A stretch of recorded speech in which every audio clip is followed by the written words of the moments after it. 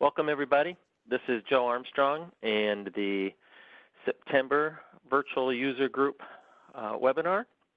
I just want to say hi to y'all and hope that you're doing well with the whole pandemic thing still going on. Before we get started on today's topic, I do have one announcement. As you know, IBM does the IBM Tech Use. They've been doing them twice a year lately. Of course, with the pandemic, things are pretty much squashed on that front. But we're doing the fall Tech U as a virtual Tech U, and there is a charge to join. There are hundreds of sessions, I think somewhere over 500 sessions, and even some hands-on labs. So it's going to be a lot of the same, I think pretty much the same content as a regular Tech U, only of course it's all virtual and online. But I have a link to register on the wiki site, so if you want to attend, go do that. It's much cheaper. This, I think it's like $500 for the virtual Tech U, so much cheaper, no travel costs, no lodging costs, so lots easier to attend. So we'll see how this goes. Anyway, check out the wiki, get the link, register if you can. I think it's great. They're, I think, the best conference IBM does, especially for technical people. Lots of great training, lots of fantastic sessions. So join if you can. I guess that's it for the announcements. Let me just say that the presentation materials for today's topic are up on the wiki as well. And then I am recording this session. So you'll see a replay link put up there probably later today or tomorrow whenever I can get it uploaded, formatted, and all that kind of stuff. So today's topic, we're going to talk about network performance. Last month we had 2 sessions on Oracle performance best practices, and Ralph Schmidt-Dannert did those. And the first one was on CPU and memory, and the second one was on I/O and other miscellaneous things. As I was chatting with Ralph before the second one, he told me that actually the I/O, the network stuff for Oracle, and I think this applies to a lot of other things, well, is more important than the CPU and the memory tuning. And I think it's maybe a little bit harder. It's always a little bit of black magic, the whole network stuff to me. So happy to have Alexander Paul here today to talk to us about network performance tuning. And Alexander's based in Germany. His major focus is on Europe, EMEA, and Asia Pacific, but he really handles customers, business partners, and helps IBMers across the whole world. He is a subject matter expert for network performance and network virtualization, and mostly with the field. Now, you'll get this from Alexander's talk. Lot of field experience. He's always in customer sites. He's always doing tuning, testing, benchmarking. Lots of work there, so he has a great amount of field experience to share with us, and this is really going to be good. Alex talks to Tech U's all the time. He's one of the speakers that you walk by the room when they were doing them in rooms, and you'd see a line out the door of people crammed in to listen to him. So he's a great talker, great experience. I think we'll learn a lot from him. Alex worked as a Cisco engineer before joining IBM.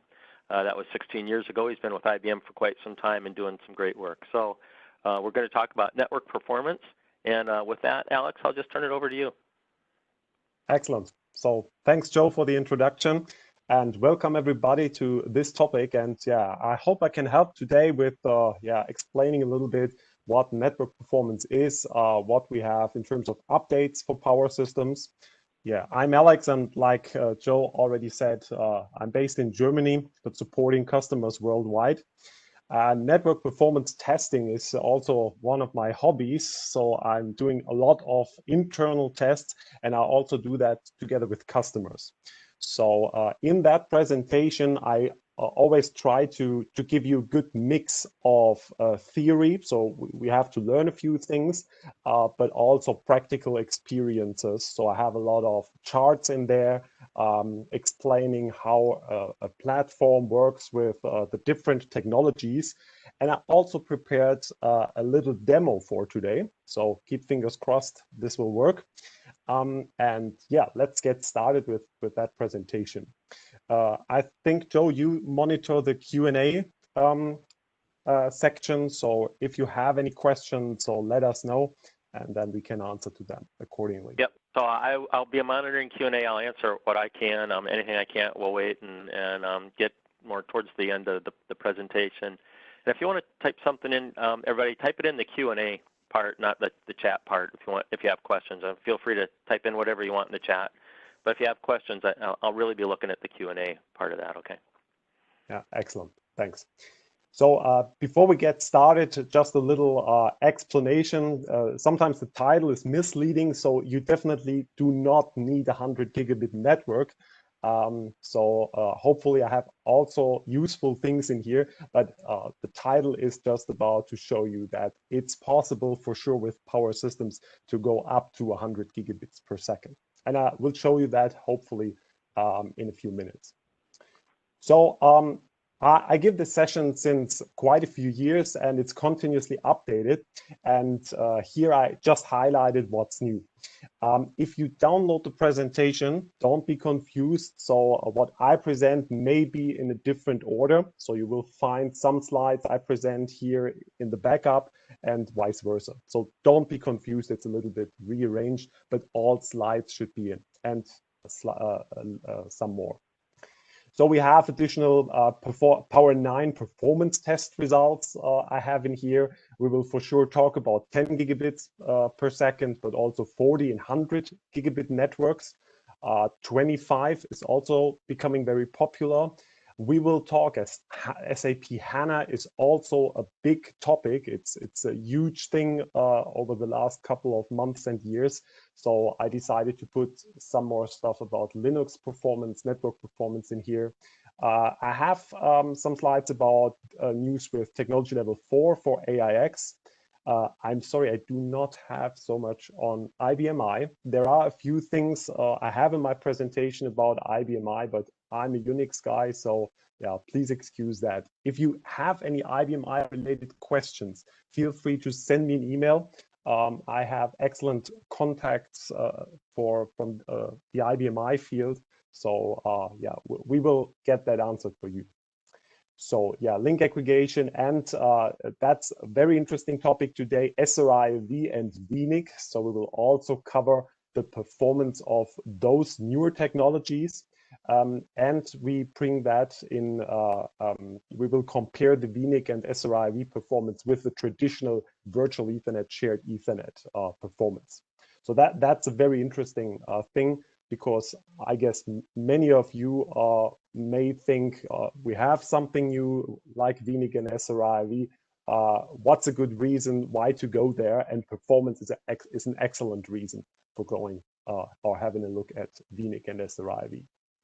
Yeah, throughput, latency-oriented stuff. Let's get started. We will cover all these points and more. First of all, before I show you real test results, I want to highlight how I do my testing. So all the performance results in that presentation are done in IBM internal labs. So we do tests, or most of the tests are done with G8 code. So this is the code you all have in your environment. And I like to keep things simple. So I use simple networking tools. For example, for bandwidth tests, I use iPerf. That's a pretty good, very scalable tool for measuring high bandwidths. So that would be an excellent tool for measuring out if we can reach or fill up the link speed of a 100 gig adapter port. For latency and transaction-oriented measurements, I use a different tool, NetPerf. It's also open source, and I use this tool because it gives better or more suitable output, and I usually use 700 byte packet sizes for all my transaction-oriented tests. So I can give you, if you want to learn more about network testing, performance testing, send me an email so we can exchange more details if you like. This is just to explain the very basic things about how I do my testings. Okay, let's get started with a baseline of virtual Ethernet. And that's usually the way I get started with those presentations. And I could imagine this picture looks quite familiar to most of you. This is a standard dual VIOS scenario with the shared Ethernet adapter on the VIOS. This is a primary backup configuration. So, and the client goes through one of these VIO servers, which is the primary one. So I could imagine this is the network setup most of you have in place already today.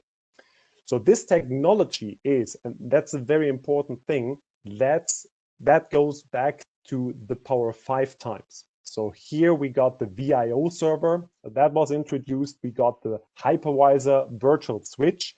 Yeah, keep that in mind. When we look at those technologies, it works fantastic even today on modern platforms, on Power 9. But as we can later see, we can run, that doesn't mean it's likely, but we can run into some performance issues with those kind of setup. Basically, or mostly when we are maxing out certain things. So yeah, to get started, let's talk about how hypervisor internal switching works. So let's say on the left-hand side, this is a partition that sends data across the hypervisor to another partition, which can be on the same system, or this could be the VIO server with the SCA in order to forward the packets to the physical network. So when a client wants to send a data packet through the hypervisor virtual switch, the sender raises a hypervisor call that's called the hsend logical LAN call, and then the packet is copied across the hypervisor. So that's basically a memory copy.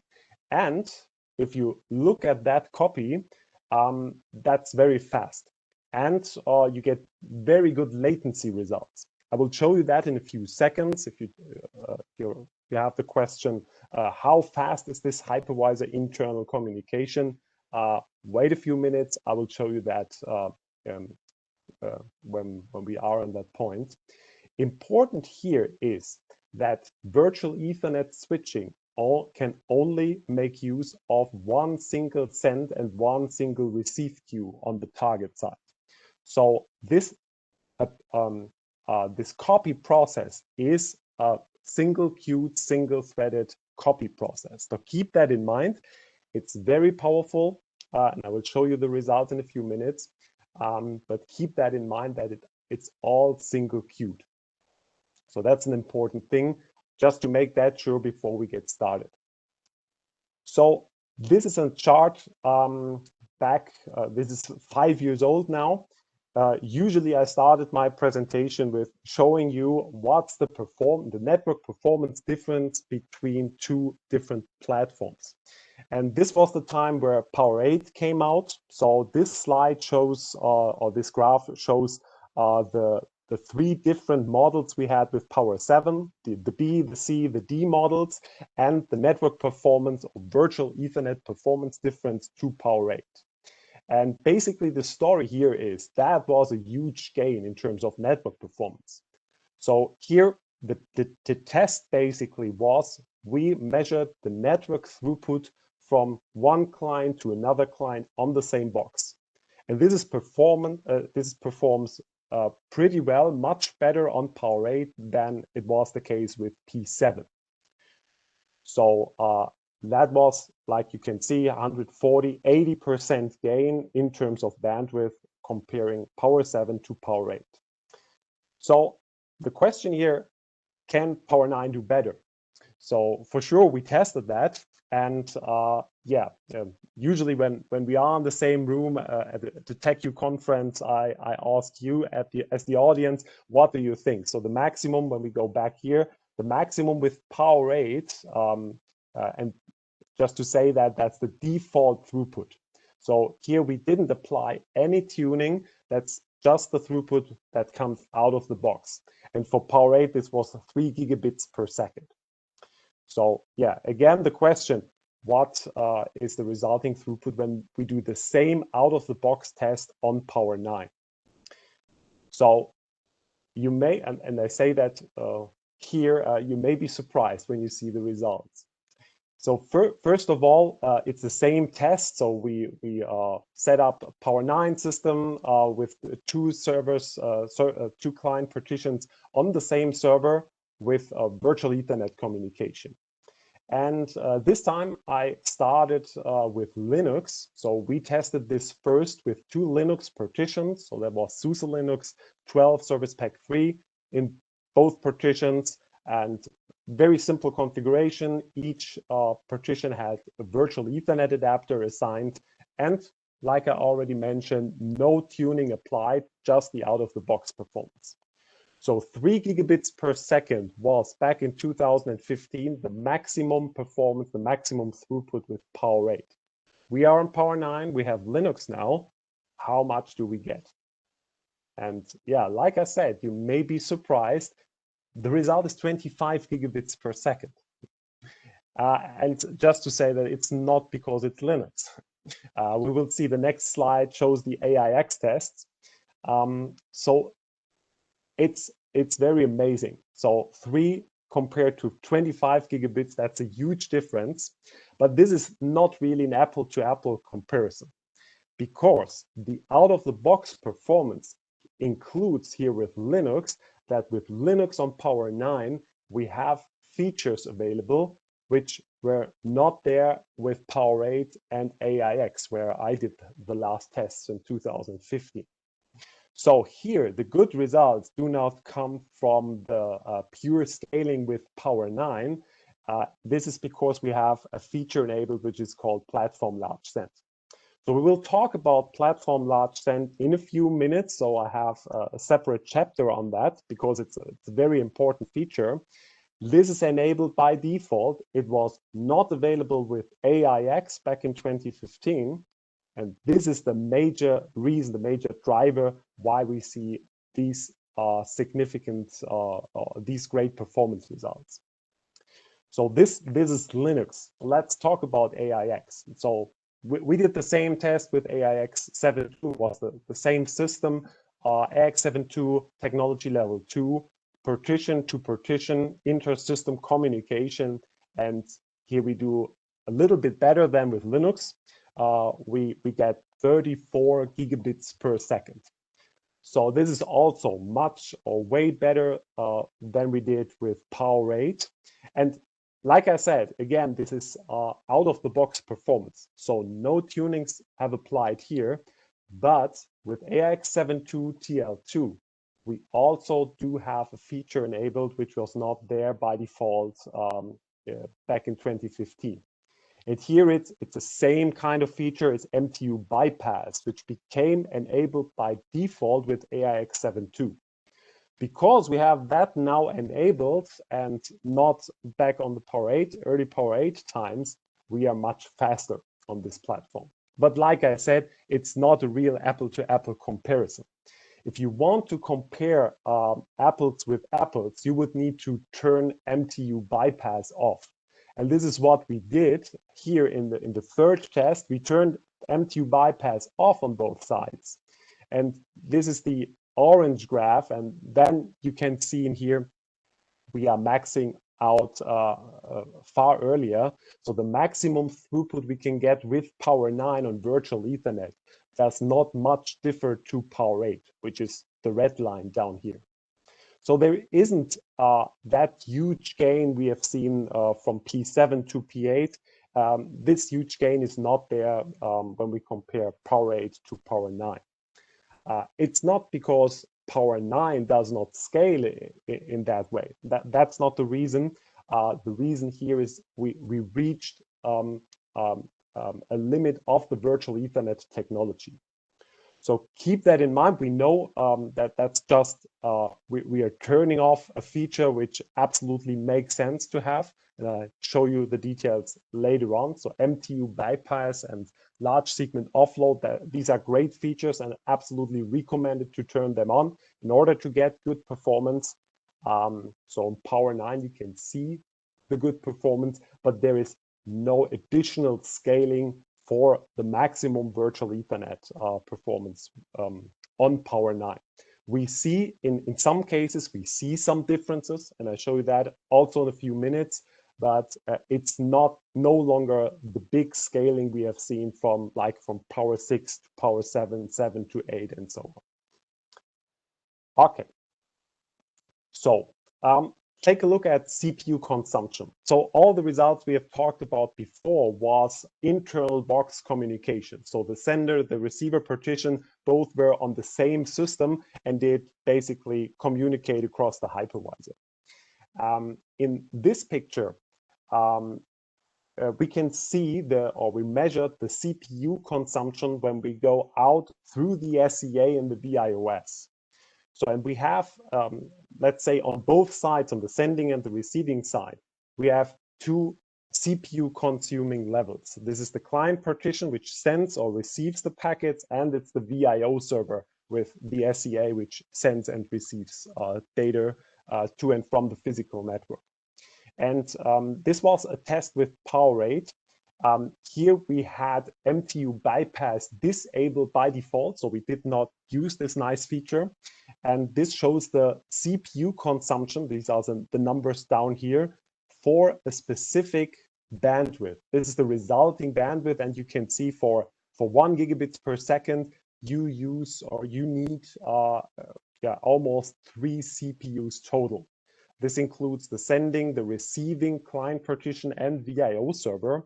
And this moves up in a linear fashion, you can say, though. So the more bandwidth you get, the more CPU you need. And finally, we are maxing out at 2.7 something gigabits per second. And here we use or we require 6 CPUs. So that's a lot. But we can do a lot in terms of tuning, as we can see in a few minutes, to bring that down to a better level, you can say. So I show you much better results later on. So let's quickly talk about, before we come to the tunings, let's talk about hypervisor internal communication. So this is when two systems or two partitions are connected with a virtual Ethernet adapter to the same virtual switch, and when both partitions with both adapters are in the same VLAN, so both are configured with the same PVID, then they can communicate directly across the hypervisor. We don't need to bridge that out to the physical switch. So the SEA, for example, does not see those packets which are transferred internally. And I have some customers which are a big fan of that, because you can go very fast hypervisor internally. So clearly, if you stay hypervisor internally, some customers are, for example, using that for their LAN backups with Spectrum Protect, for example, you can get nice bandwidths. And I quickly, so performance is definitely a positive thing we have when we use hypervisor internal communication. So just to show you how fast you can go, I prepared a little demo where we can test that out. I hope you're interested in seeing that. So here we have two systems which are on the same system. So this partition and this one, they are on the same server, and they're running AIX. And you can see here, these partitions have a couple of Ethernet adapters. For example, the first one, that's a virtual Ethernet adapter. Has an IP address configured. Very simple setup here.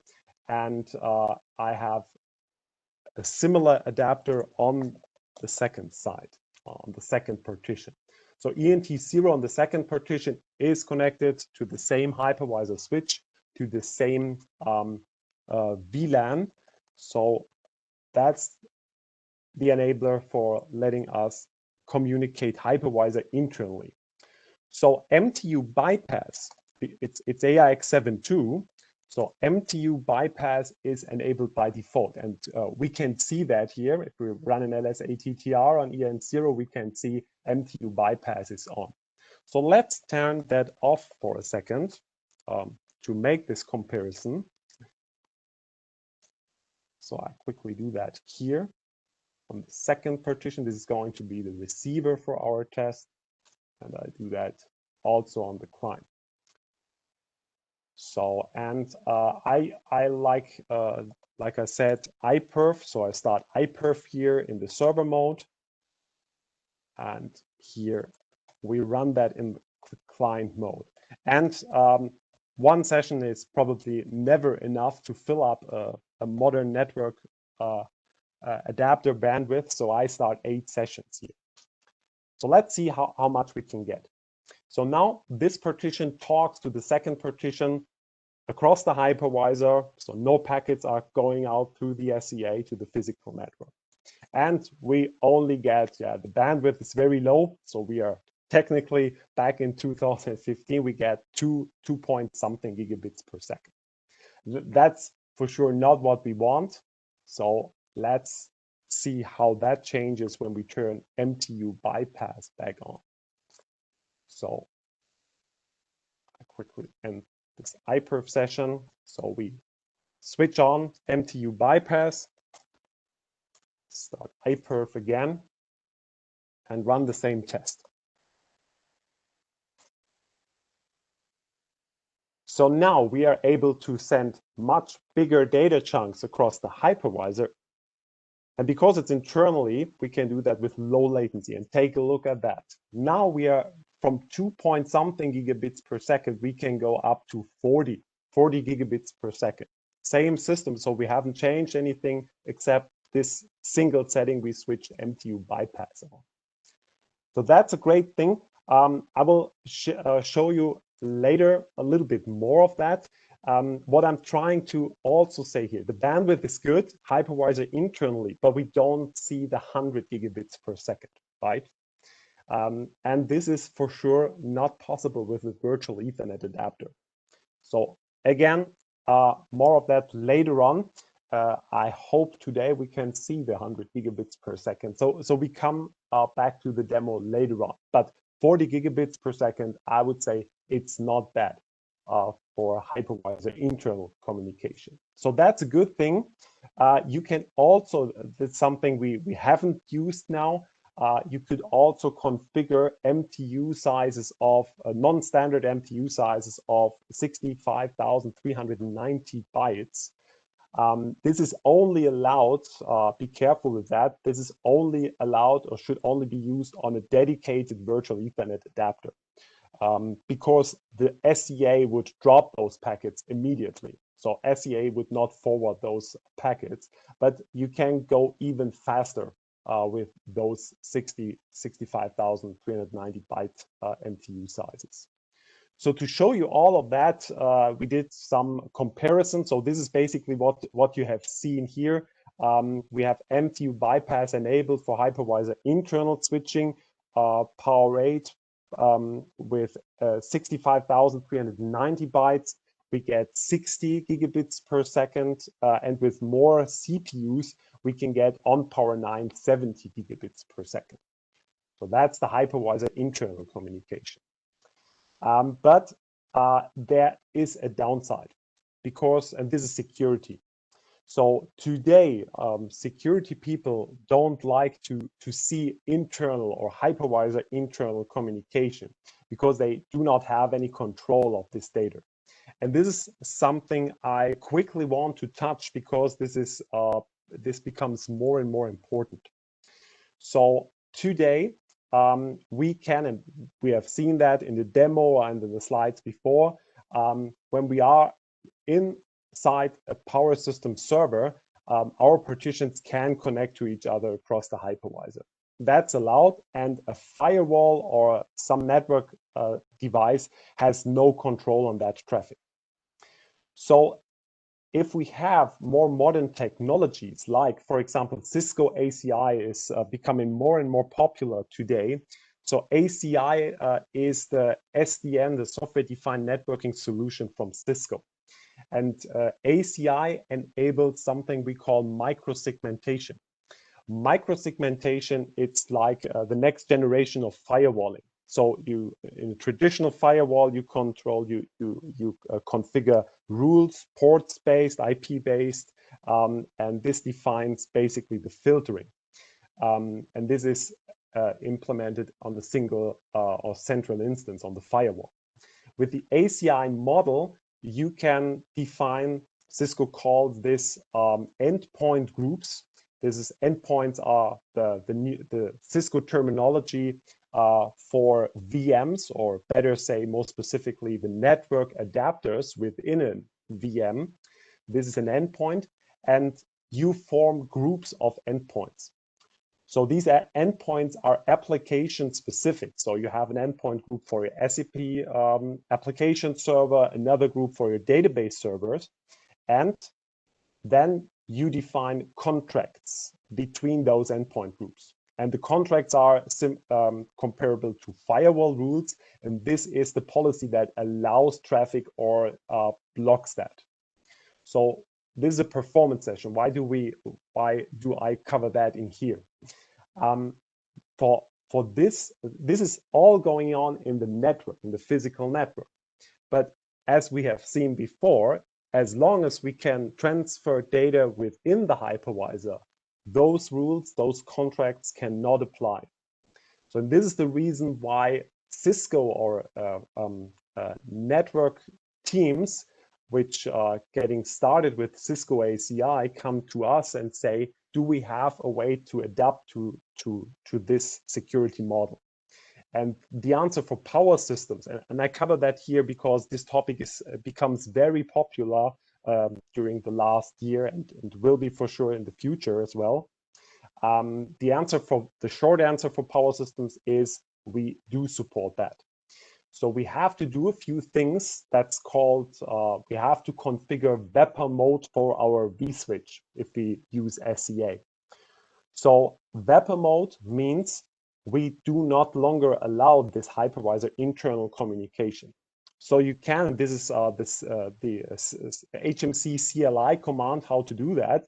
We can switch or configure a pre-existing vSwitch into VEPA mode. That's not the default. The default is VEB, virtual edge bridging. This allows the hypervisor internal communication. If you switch that VEB mode to VEPA, the hypervisor switch will unconditionally bridge all the data down to the physical network, and the network can decide whether to block the packet or forward it to its destination. One thing, and now we come back to performance, is that will shift the workload from an internal communication that we might have before. When we introduce VEPA mode with Cisco ACI, there is additional load or maybe additional load for the VIO servers for the SCAs. So you need to keep that in mind. Sometimes you see you have a lot of data which is transferred within the hypervisor. This is fine, and this is the reason why you were fine all over the years with a 1 or a 10 gigabit adapter down here. This could significantly change when you move things to ACI and when you have to enable VEPA mode on the hypervisor switch. So just one thing, don't turn it on just because you want to try out a new fancy feature.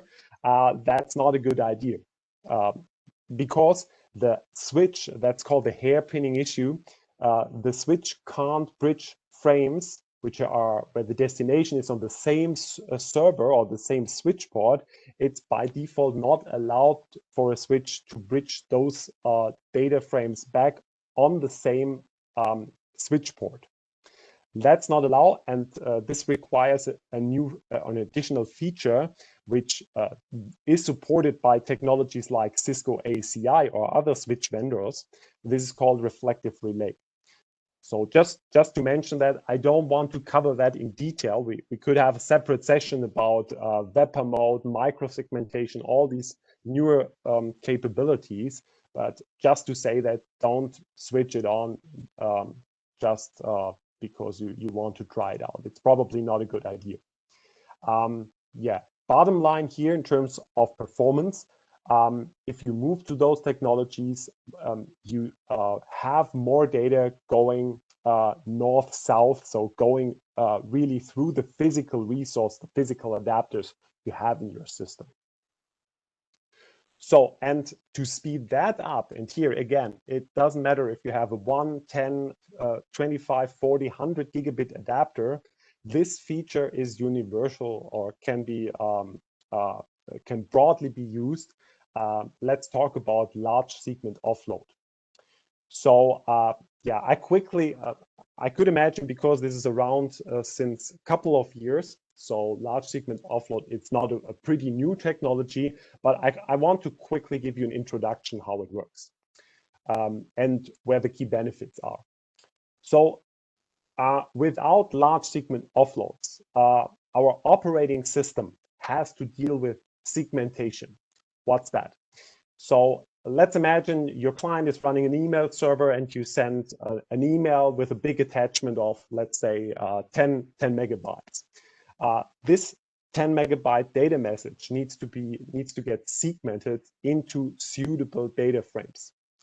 So the maximum byte size the physical adapter supports, that's defined by the MTU size, the maximum transmission unit size. And by default, that's 1500 bytes. And that's also the default for a virtual Ethernet adapter. From that, the OS, that's the traditional way how segmentation is done. This is the job of the operating system. So the operating system needs to segment the large data coming from the application into suitable data frames. And this is by default, the operating system segments data into 1460 byte sized segments. That's the maximum data you can have. And down on the virtual switch, this is 1500 bytes because this includes also the IP and TCP header. So, and this is the 1500 bytes sized frame is forwarded to a VIO server. If the destination is on the physical network, this forwards the frame through the real adapter to the physical switch. So that's the traditional way how segmentation is done. It's on the operating system to segment the data. And this can produce, if we think about 100 gigabit network, that's a very busy job the operating system has to run. So with large segment offload, the MTU size keeps the same. There is no change in the MTU size, but we turn large segment offload on. For AIX, this is the MTU bypass attribute. Like we've already seen. For virtual Ethernet adapter on Linux, that's called LSO. So I use a generic term here, LSO, it's on. And then we simply ignore the MTU size of the physical adapter. With LSO enabled, we are allowed, or the operating system is allowed, to send up to 64 kilobytes of data directly to the hypervisor switch. So the hypervisor switch is able, that's the maximum what the, per definition, what the IP header allows, 64K. So the hypervisor switch forwards this data to the SEA, but it's not a good idea to send the 64K data chunks directly to the switch. The switch is not capable of those large data chunks. The switch can only deal with 1500 bytes or 9000 if jumbo frames is supported or configured on this physical port. So we need to segment this data finally before we are leaving the box. And this is done by the real adapter. And that's the trick in here. So the SEA offloads these data chunks to the real adapter. The adapter breaks those data chunks down to suitable 1500 byte packets. And this is what the switch receives. So it's really kind of magic because the operating system deals with large data, 64K, and it really reduces all the overhead in the operating system and the hypervisor and the VIOS as well. But from a external point of view, when you look at things from the switch perspective, it's consistent with the default sizes with 1500 or 9000 MTU size. But we definitely have a saving within the box. So that's a good thing. We can combine that with jumbo frames. So if you like, you can configure the SCA, the real adapter, with jumbo frames. The MTU size on the client can stay with 1500. That's okay. And if LSO it's enabled, we are doing pretty much the same with the except the thing that we are sending 9,000 byte packets of frames instead of 1500 bytes. This can also give an additional benefit and provides even better performance. So that's basically the thing how a large segment offload, or another terminology is large send, large receive, how that works. So I hope that's clear. So we're basically ignoring the TCP segmentation or the MTU size in the client. So how can you control if your application is really taking benefit from LSO? And the only specific way to say that a DB2 or a WebSphere application or an SAP server benefits from that is you capture an IP trace or TCP dump. And in that dump, you can see the maximum segment size. That's the maximum size on the TCP layer, which is negotiated. That stays or is derived from the MTU. But if you see at the effective packet length that we see in the trace, then we can see for those sorts of traffic, we can see much larger data frames. And this gives you a good feeling, or here you can see that large segment offload effectively works for your application. A good question in here could be, are there any applications which do not benefit from large segment offload? And the answer is yes. So keep in mind, LSO is a pure TCP implementation or TCP feature. So UDP traffic, for example, and there are other examples, these sorts of traffic do not benefit from large segment offload. So basically for UDP, you will see the same data or the same throughput results like we have seen with MTU bypass disabled. So keep that in mind. So there is a new and an old way to do or to run configure a large segment offload. This is because the traditional way was more or less an AIX hack. So AIX was, and this feature LSO on AIX, that was specific to AIX for a very long time. So if you had AIX and Linux workloads on the same box, they were not able to use large segment offload capabilities. So here AIX is using a hidden header field in the TCP header to make the other partition know that large segment offload is supported, and that's the way how two partition can announce large segment offload capabilities. But again, that's very specific to AIX. That's because we used an unused TCP field, and that's really a non-standard way, to say it friendly. Because there was definitely a need for supporting this for Linux and IBMI as well. This technology has been refreshed, and here we have platform large send. This has been introduced with PowerAid, with the 840 firmware, and here the device driver in a partition, and again, here it doesn't matter if it's IBMI, AIX, or Linux. The device driver is able to detect from the virtual switch, so from the hypervisor, if the hypervisor offers large send capabilities. And then, as a consequence, sockets are moved or are allowed to use large segment offload, and then we can go ahead and send the large data frames across the hypervisor. So that's the more general, the generic way how to do large segmentation offload today. But it's just a way how, or two different ways how to configure or how to set large segment offload. From a performance perspective, it makes no difference. So how do you configure large segment offload? So there are a couple of things you need to do. First of all, you need to make sure that the SEA, the shared Ethernet adapter, supports large segment offload. Therefore, we have two different attributes. One is large send. This needs to be equal 1, and this is the default since a very long time. You can see since vIOS 2233, this is 1 by default. But this only works in one direction, the sending direction. You can't make large packet aggregation in the receiving direction. Therefore, you need a different setting. This is large receive. And this is off by default. So this is set, even today, set to no. So you would need to enable that. Only if both settings are done, you effectively can use large segment offload in either direction.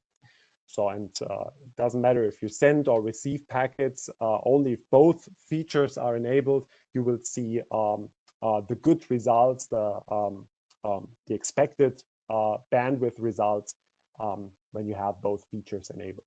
So keep that in mind. That's one thing you would need to enable on the VIO server. There is another attribute that suddenly popped up in the vIOS. This is PLSO enabled for the SEA. This is an attribute which is set to yes by default. And this has been introduced with a certain VIO server level. And since we have that, the vIOS by default makes use of platform large send. So this was basically a hidden thing happened in the background. So you don't necessarily recognize that. So on the client system side, if it's AIX, you need MTU bypass. If that's on, you have large segment offload capabilities enabled on the client side.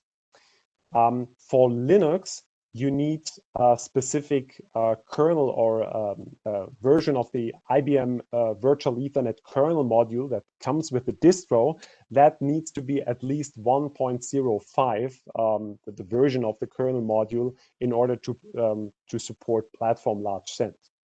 My personal recommendation is make sure that or do not use anything else. We had a backport of the AIX traditional way to enable large send, large receive capabilities also for Linux. This is this old large send kernel module configuration. Don't use that. That's not necessary for making LSO work on Linux. So usually on Linux, large send, large receive should be there, should be enabled by default. So there is no configuration needed on Linux. And this is, if you think back right to the beginning of the presentation, that's the reason why we have seen the good out-of-the-box results with Linux and virtual Ethernet. For AIX today, it's also on by default. AIX 7.2 made that change, MTU bypass, it's on by default. With previous versions, you had to switch it on afterwards, but that's a dynamic thing. MTU bypass, as you have seen in the demo, can be switched on, switched off dynamically. So how can you see if a partition sends or receives data with large send or specifically platform large send? So how can you check if platform large send has kicked in? So for AIX, you can run ENT-STAT. And here you see statistics for platform large send and for the total packets sent using large send. So, and here you can see this is the part for platform large send, and the difference is the rest. If you do that and you only have AIX talking to AIX, you won't see any platform large send packets, even with the newest patch level of AIX. And this is because AIX still prefers the traditional way. If AIX talks to AIX, both operating systems continues to use the traditional way. So only if AIX talks to non-AIX partitions, then you might see that these numbers are increasing. So for Linux, we have similar statistics. Here, the ETH tool minus capital S gives us this statistics, and it also shows us if the IBM Virtual Ethernet kernel module was able to detect large send capabilities from the hypervisor. So this is this firmware-enabled large send attribute.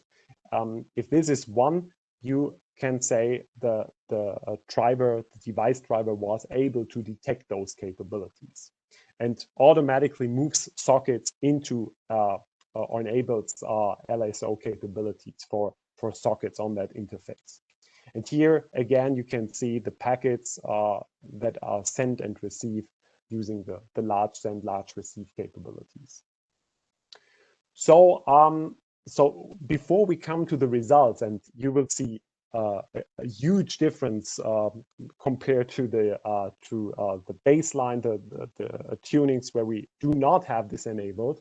Before we come to that, let's talk about a recent APR we get, a recent defect that has been seen in the landscape.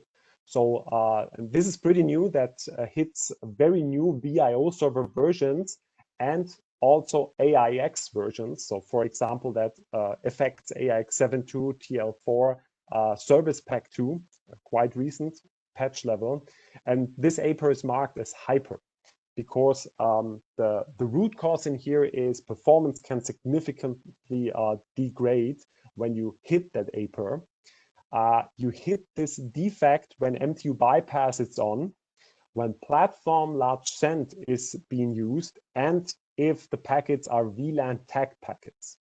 So only if those conditions are met, you may be affected, and for sure for those levels, you have a chance that you get hit by this defect. So there are fixes available, and that can hit you in 2 ways. Regardless of the operating system, if you send data through a VIOS with the SEA with those levels, and if you run platform large send, and if the packets are tagged, you may hit this defect, or if AIX talks to another AIX partition on the same system, and the conditions are met. A temporary solution in case you cannot install the iFix is you can turn MTU bypass off, or you set the platform LSO attribute of the SEA on, if it's the VIO server we are talking about, you set this to no. Setting this to no disables platform large send for this VIOS, but you do not hit the defect. That's the thing here.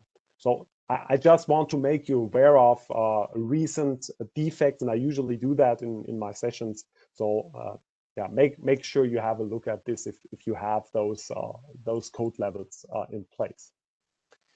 So now to the good part of the story, performance results with large segment offload. So this was PowerAid with SEA, LSO enabled, and we see that we had a 10 gigabit adapter behind the SEA. Now we can fully, or we can get to the line speed of nearly to the line speed of the 10 gigabit adapter. We get 9.239 gigabits per second instead of just 2.7. That was the throughput where we maxed out before without LSO enabled, and also the CPU consumption is much better. So yeah, if you remember, for 2.7 gigabits per second, we needed a total of 6 CPUs. Now we are with 3 CPUs, just 3 total, and can run much more bandwidth, 5 gigabits per second, for example. Or if we run at 10 gigabits per second on that PowerAid box, we use 4.5, which is also not the 6 that we have used before. So much better in 2 ways, total throughput and CPU consumption.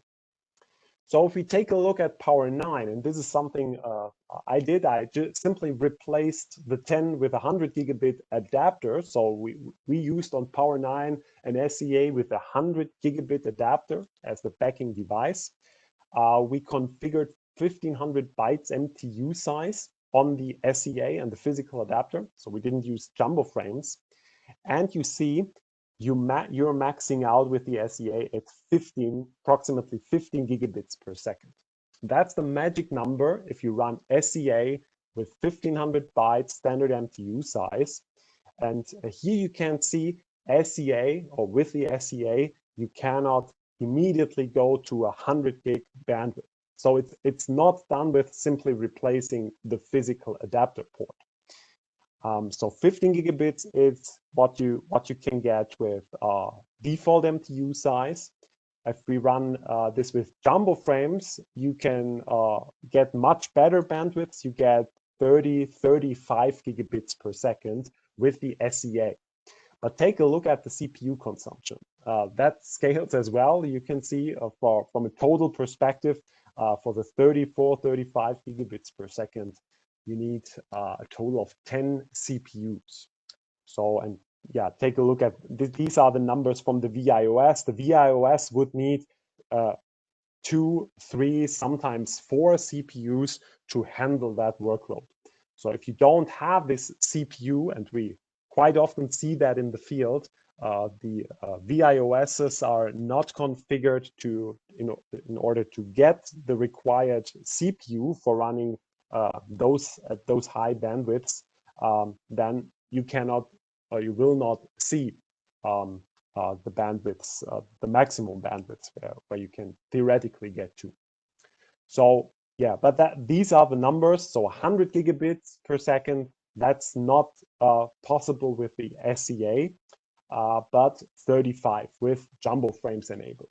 So these are the magic numbers: 15 gigabits per second with 1500 bytes and 35 gigabits per second SEA throughput with MTU 9000. So using 40 gigabit adapters, and I quickly show you how that works.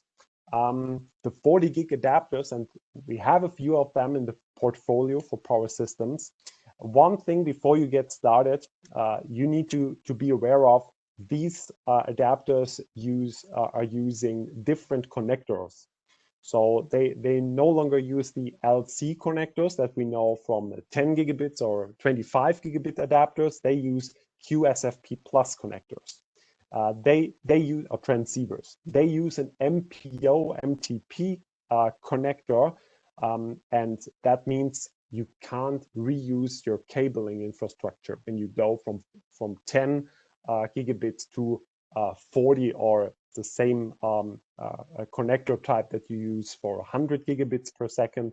That's important to make sure, especially for the network team. So the networking team needs to be aware of that.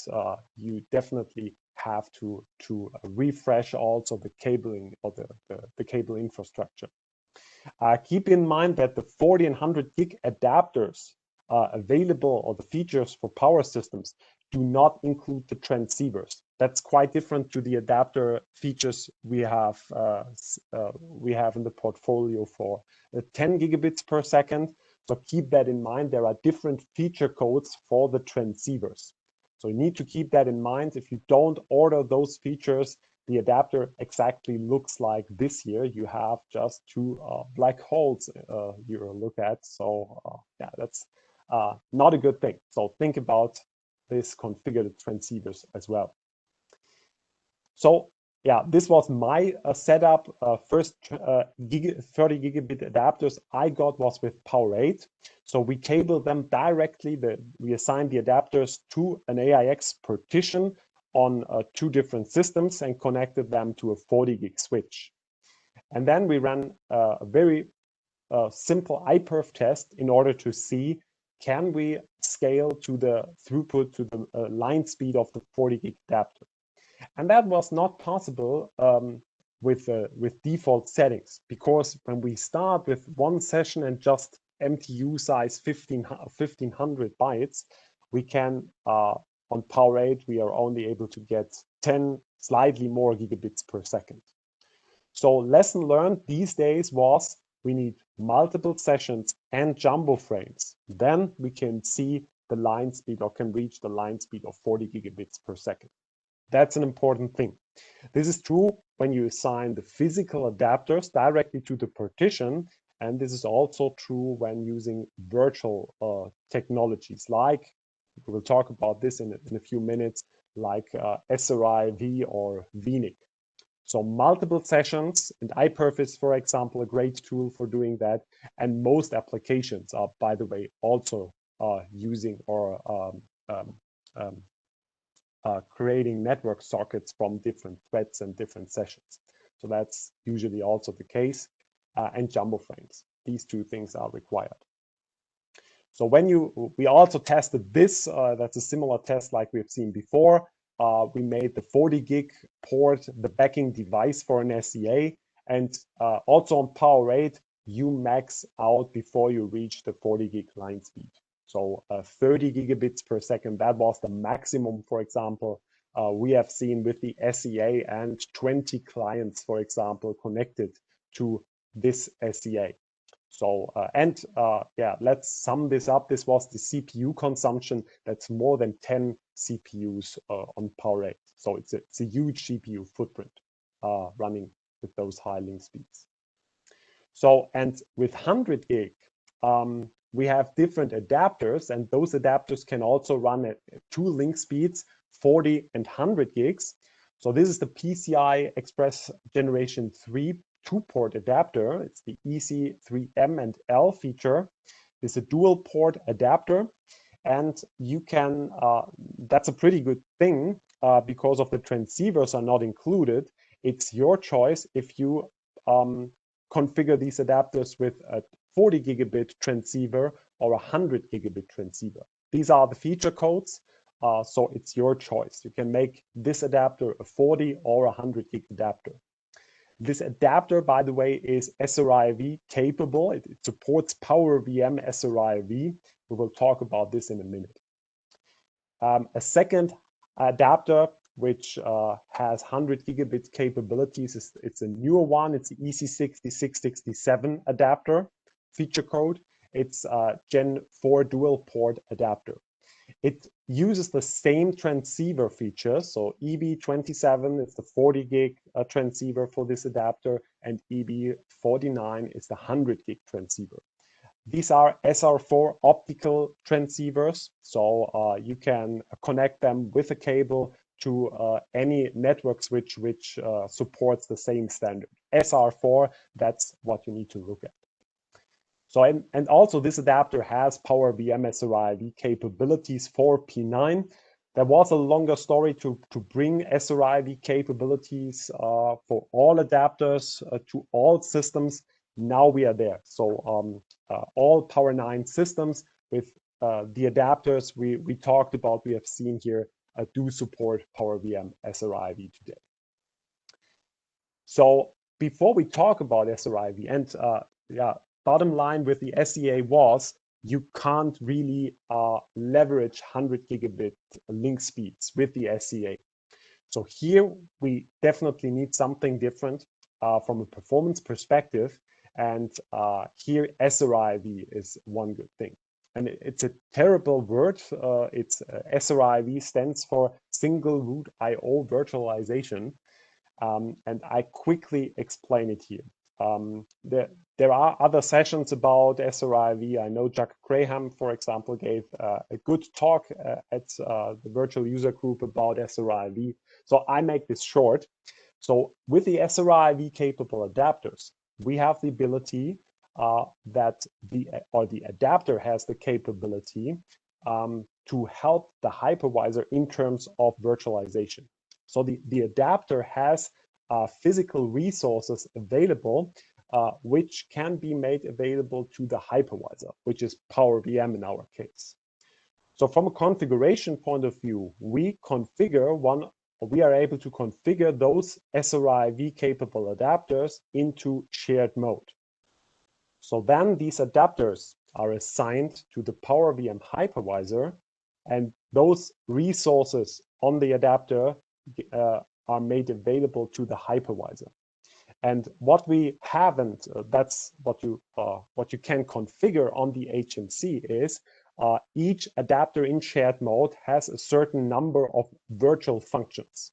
you can think about the virtual function like a switch port, a virtual switch port.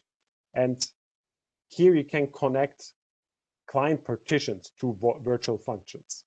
So if we do that, if two partitions are connected to virtual functions, maybe on the same physical port, we can directly go online. So if both partitions are on the same physical port and configured to the same VLAN, we can have a similar effect like what we can do hypervisor internally. We can have, or we can directly bridge packets system internally. So those packets are not bridged throughout to the physical network. This is also possible with the SR-IOV approach.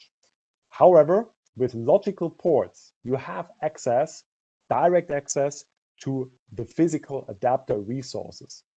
So, and that makes that's the game changer in terms of performance. And we come to the results in a few minutes. The only downside with native SR-IOV, there are two things you need to make sure here. First thing, if the adapter fails, you lose your connection. So there is no high availability or availability feature. So you have to like assign a separate logical port from a different adapter and configure the redundancy with traditional NIP, for example, on AIX, or active-passive bonding on Linux, but you have to do that on the client side. So there is no server-side failover available with SR-IOV. And you can't use LPM because a logical port is like a physical adapter that's assigned to your partition. So this partition cannot be moved to another system. There is a new solution that's hybrid virtual networking. I don't want to talk about this here today in this session, but this could be a workaround or a separate way how to get LPM support when using native SR-IOV. So, but again, we have a separate technology. This is called vNIC. And with vNIC, vNIC is based on SR-IOV. So you can't configure vNIC without having SR-IOV capable adapters. But with vNIC, you have an additional layer. And with native SR-IOV, the VIOS is not needed. So you don't need to go through the VIOS. Logical ports are assigned directly. With vNIC, we assign the logical port not directly to the partition. Instead, we assign them to the VIOS. And the VIOS creates a backing device for the client partition. So that means the client only sees a vNIC client adapter, and this is backed by a backing device, which is going to a VIO server, and this is the vNIC server adapter is mapped to the logical port, which comes from an SR-IOV capable card. So we can have multiple backing devices per vNIC client adapter, and this gives us a server-side failover capability. So for example, if the VIOS fails or the physical adapter, we automatically, or the hypervisor automatically switches to the next available backing option, and life goes on for the client. The client is still connected. So vNIC supports LPM out of the box. So you can, because you no longer have this direct relationship from the client to a physical device, you are ready to go. You can directly move the client partition to another system. That needs also SR-IOV capable adapters, which are already configured in shared mode, in order to host the client partition. So you need to keep that in mind. So yeah, I don't want to talk more about the basic concepts about vNIC. Let's talk about performance of SR-IOV and vNIC. So, and as you can see with native SR-IOV, if you directly assign logical ports to a partition, and we did that here from a 100 gigabit adapter, life is very simple. Because if you configure those logical ports with 1500 bytes MTU size, you get 50 gigabits per second, which is 50% of the link speed on a 100 gig adapter. If you configure MTU 9000, you go up to approximately 90 gigabits per second. So very simple. So that's the results for natively assigned SR-IOV logical ports. So very good story. Here you can see with SR-IOV, you can definitely scale to higher throughputs like we can see with SEA. A chart that that explains that also from a different perspective is this one here. So in this chart, we see the efficiency of SR-IOV versus SEA. And SEA, these numbers are the CPU efficiency. So when we run a test, we get a certain bandwidth, let's say 10 gigabits per second, and we need 5 CPU units. So we divide the throughput by the CPU consumption and get an efficiency metric. So, and you see this number, this is a power rate, SEA, the green box in here, and the green bar here is the same test with Power 9, SEA with a 100 gig adapter. This is a 10 gig, this is a 100 gig adapter. And we see we do not scale much. We only get 15 gigabits per second. That was the maximum for SEA. And we consume CPU in a linear fashion. So we can't go faster, and we consume still a lot of CPU. And this is a complete different story when using SR-IOV. Here on the power rate box, as SR-IOV was already supported on power 8, we got the 10 gigabits for just 2.2 CPU units. With SR-IOV on power 9, you get 51 gigabits per second, half of the bandwidth, the link speed for 3.4 CPU units. So also SR-IOV is much more efficient in terms of CPU consumption. So with, I'll try to give you a little bit a rule of thumb because it's a frequently asked question, how much CPU do we require if we run shared Ethernet adapter, SR-IOV, and vNIC? So if you want to use 40 and 100 gigabit adapters with shared Ethernet adapter, we recommend you to assign 3 to 4 CPU units. This could be dedicated or virtual CPUs for networking to your VIOS. If you have a vNIC setup, that should be 2 to 3 CPUs. So that's the recommendation for the CPU sizing on the VIOS. For native SR-IOV, it's you don't need any CPUs because the VIOS is not used. It's not needed, but for vNIC, we have a CPU footprint also on the VIOS. So you keep that in mind for planning. So make sure if you run at high link speeds, and this also applies to 10 gigabit networks as well. We also, please do me a favor, make sure you have this APR or the fixes for that APR installed. That was quite a few months back, and this was hitting a few customers when they moved from Power 8 to Power 9 systems. There was a folding issue where the fold threshold for the virtual processor folding was not set correctly for Power 9. So this has been solved, and this also negatively affected network performance. So especially for latency sensitive workloads, for large databases, this had a really negative impact on latencies, on throughput rates, and on transaction rates. So I just included or have this slide still up here because that's an important one. So make sure you have this one available or in place when you want to run higher bandwidths, or generally check that you have it in place.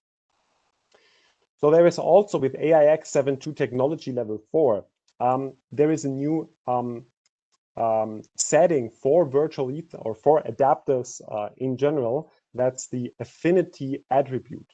That's enabled by default, and that makes Ethernet or the interrupt handling for the Ethernet adapters affinity or SR-IOV aware. So usually you shouldn't recognize that this is in place, but this was one of the enhancements with AIX7.2 technology level 4. So interrupt affinity could become a very tricky thing on very large partitions which spread across multiple SRATs. So this is one benefit you definitely have that makes network performance more consistent, even on larger partitions. So let's talk about Linux performance best practice. And I get started with a setup that we did for a customer, and I can say it here, that was SAP themselves. So SAP decided to use the Power Platform for their cloud infrastructure for SAP HANA. And we created that setup with SUSE Linux, Enterprise Linux 12, and we did that with vNIC.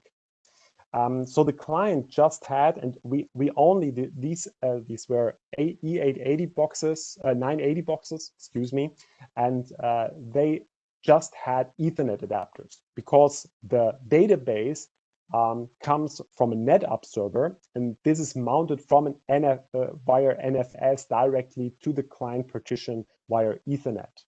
So we don't have any fiber channel adapters in these systems, only Ethernet adapters. So therefore, we needed good throughput, but the client just wanted to go ahead with 25 gigabit link speeds. So we had multiple 25 gigabit dual port adapters. And what we set up at the client was a bond, a link aggregation with 4 vNIC adapters. And each vNIC adapter had a backing device on a 25 gigabit physical port.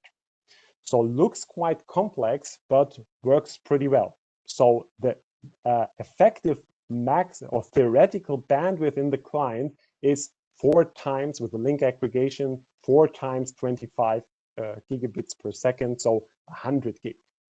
And let me show you the results from the performance tests we did. That was really the effective bandwidth we got with our internal testing. So during our KPI test we got from a partition to another partition on different system. So really, this was going through the network, 98 gigabits per second throughput on average. And we were able to transfer 2 million packets per second across this bond device. So this was a really good story, but this came definitely not out of the box. So we had to tune a few things. And one thing we had to tune was the number of queues you can configure for the vNIC adapter. So each vNIC adapter supports multiple queues. And if you want to take a look at how many queues, this adapter specific, how many queues are supported by an adapter like vNIC, you can run ETH tool -L. And this shows you how many queues for sending and receiving are supported. And then you can adjust those settings. And we definitely needed to do that in order to scale up to the 98 gigabits per second. Another thing, and this was a tricky thing, is please, if you run Linux for SAP HANA, make sure you have the IRQ balancer installed and enabled. Because if it's not enabled, things look like that. So all interrupts get handled by a single core, by a single CPU. And so you hammer the single CPU and cannot compute all your interrupts for the incoming packets, and you get bad performance. So the maximum we got here is 28 gigabits per second because the IRQ balancer was not enabled. So when you enable the IRQ balancer, IRQ processing is much more scaled. It's done on multiple CPUs, And this is the way forward to get good bandwidth. So here we definitely see the good bandwidth, like 94 gigabits per second. So that's a big thing.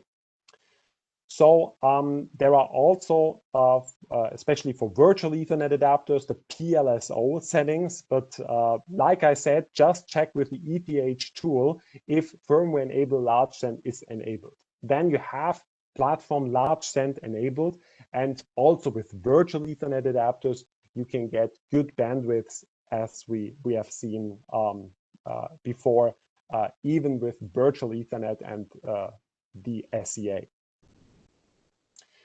So yeah, that was a little a cookbook for Linux. So last thing I have, so we only talked about bandwidth.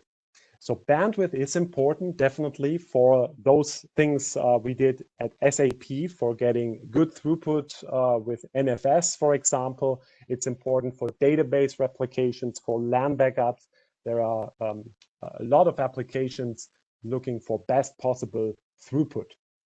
But there are also very important application workloads which are latency sensitive or only benefit from high transaction rates, because they are, by their nature, they are dealing with smaller network packets. And here it's not important that we can get as many bytes per second through the network. It's more important that we can transfer as many packets per second as possible. So it's a different workload type, you can say, and there are different tunings or things to look at. So latency, for example, that's an SR-IOV test. So that's the round trip time for an SR-IOV adapter when we go to the physical network and back on a different adapter, different system. So Power8 had a latency, a round trip time from system to system and back of 72 microseconds per transaction. So 0.072 milliseconds. So with Power9, 65 microseconds round trip time with SR-IOV. So from a pure latency perspective, not that bad. But it's not a single transaction which is most important. For example, if you imagine a huge Oracle database, if you imagine a HANA instance, you have tens, hundreds, thousands of parallel sessions running multiple transactions. And here we modified the setup. We're running 100 parallel TCP sessions in a test and measured the round trip time. And here you can see a big difference between SEA and SR-IOV related technologies. So SEA come to a point where it gets saturated.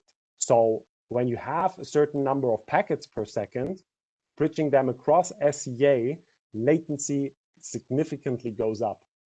This is because SEA is single-threaded, has a single queue for processing network packets. SR-IOV and vNIC have multiple queues, direct hardware access, and that makes life much more scalable, much easier for those workloads with a lot of parallel sessions. I tried to draw one picture for the different technologies, which are comparing SEA with vNIC, with native SR-IOV on Power8 and Power9. And you see with SR-IOV and with vNIC, you have much better transaction rates. Again, this is for small packet workload. This is not throughput oriented. So here also SR-IOV and vNIC makes a big difference compared to SEA. That's an important thing. So this is also a comparison of packet rates from virtual Ethernet with vNIC and external switching. More important is this here, because, and this is the last slide I have, this is from a real customer case. So this customer, this was a banking customer, and they had real issues during their quarterly closing run on a central database. So they really experienced high latency events. So users were complaining that their sessions were got timeouts. And this is an Nmon chart where you see the packet rate was nearly consistent at the level of 40 to 50,000 packets per second. And this was virtual Ethernet. And yeah, here we really hit, and these were the small packets that I mentioned before. Small packets at a high packet rate that may saturate a virtual Ethernet adapter. So we analyzed that. We came to the conclusion that we hit this limitation, and we replaced that with vNIC. So and here the packet rate immediately moved or jumped up to 260,000 packets per second. So we immediately benefit from this change, and see that was the tuning, you can say, which was needed to get this issue solved. So yeah, bottom line of this is if you run high packet rates, a lot of parallel sessions, make that step in advance. Take a look at newer technologies like SR-IOV, like vNIC, to make sure that you get to those technologies as fast as you can when you are in that range, in that area. So yeah, that's it. I hope that was a good mix. Like I said, I have more slides in the backup covering different things. Yeah, Joe, do we have any questions? All right. Yes. Well, we have a lot of questions, and I'm sure we won't get to them all, Alex, but we'll take a couple. I want to make one comment. You know, you mentioned the SR-IOV and the vNIC, and I just want to make sure everybody's aware, you know, if you're having a network issue, you think SR-IOV is going to help, you're upgrading your systems, make sure you get SR-IOV capable adapters, because not all adapters are SR-IOV capable. So just make sure that if you're going to upgrade your system, if you got Power 7 or Power 8 and you're refreshing it, make sure that that's in the plan. Okay. So let's start with this question first, Alex. First, you mentioned IRQ balance for Linux. As soon as you said that, several people jumped in and said, is there an IRQ balance available on AIX2? Is there like an equivalent setting? Yeah, so AIX automatically has that in place. So in other words, you do not have to care about in AIX. So there is no tuning to turn that on or off in AIX. So in Linux, you definitely have to care about it. Okay, super. That's our lesson learned. Okay, so there was also a question about vNIC, the performance of vNIC. I think you answered that though about, you know, somebody said poor performance of vNIC was what they'd heard. Not as good as native SR-IOV, but much better still than going through an SEA. And I think you showed that. Yeah, so the question is, what's the difference between maximum vNIC performance versus native SR-IOV? Was that the question? Yeah. Yes, that was the question. Yeah. With vNIC out of the box, or just a little bit tuning for TCP send and receive space with jumbo frames, you get 70 gigabits per second with AIX, for example.